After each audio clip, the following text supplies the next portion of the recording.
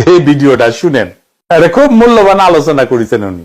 কেউ ভিডিওটা উপর পথে টান দেবেন না, আগে ভিডিওটা দেখে যাবেন প্লিজ। এবং আপনি দেখবেন মিডল ইস্টে সবচেয়ে বেশি শয়তান ছিল এবং খারাপ লোক ছিল বলে যুগে যুগে নবী ওখানে আসছে, বাংলাদেশে আসেনি।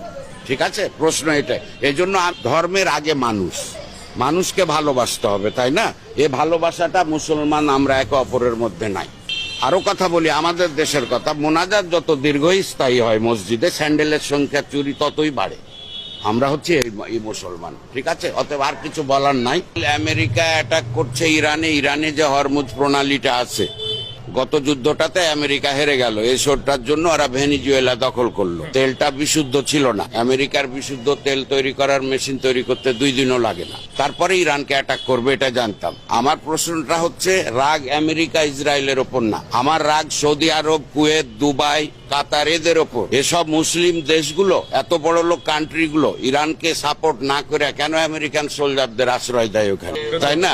ওরা তো আমেরিকাকে নিয়ে আসছে সবকে। আজকে ট্রাম্প কিছু বলুক, সৌদি আরবের বাদশাহ সোনার টয়লেট পাঠায় দেয়, অথচ আদার্স থার্ড ওয়ার্ল্ডের মুসলিমরা না খেয়ে মরে থাকে।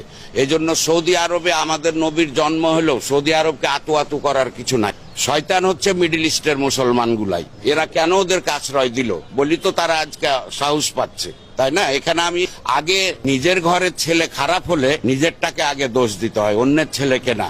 তো আমি মনে করব ট্রাম্প ইসরায়েলের বেঞ্জামিন নেতানিয়াহু হচ্ছে, তার আগে আমাদের দোষ বেশি। মিডল ইস্ট কান্ট্রিগুলো আমাদের দিকে যদি একটু চোখ তুলে, আমাদের মতো মুসলমানদের কারো দিকে তাকাতে হবে না। সৃষ্টিকর্তা মাটির নিচে ওদেরকে যত জিনিস, কিন্তু দেখে না, ওরা চামচামি করে ইহুদিদের, খ্রিস্টানদের। অতএব দোস্তি না, ইরান ঠিকই আছে, আরো মারুক। দুবাইয়ে আপনি মুসলিম কান্ট্রি হাফ প্যান্ট পরে আর এভাবে ঘুরে বেড়াবেন, তাই না?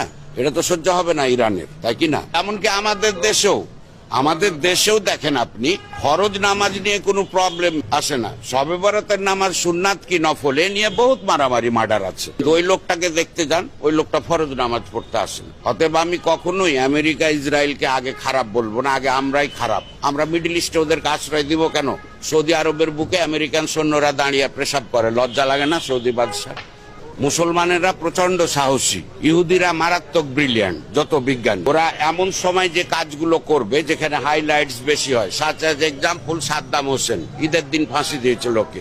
ঈদের দিন তো দেওয়ার কথা না, কিন্তু ওরা ওই দিনগুলাতে দেয়। রমজানে অ্যাটাক হবে, আরো বেশি অ্যাটাক হবে, লোকজন জানবে, মুসলিম বিশ্ব হয়তো একতাবদ্ধ হবে, আন্দোলন হবে, এটাই চাই ওরা। আমেরিকা এবং রাশিয়া, এই দুইটা দেশ কখনো মারামারি করবে না। স্নায়ু যুদ্ধ তো বুঝেন, ওরা মাথা দিয়ে নড়ে, কিন্তু ভিতরে ঠিকই মিটিং হয়ে যায়। তুই ইউক্রেন দখল কর, আমি ভেনিজুয়েলা দখল, তুই যুদ্ধ লাগা, আমি অস্ত্র বিক্রি করবো। এদের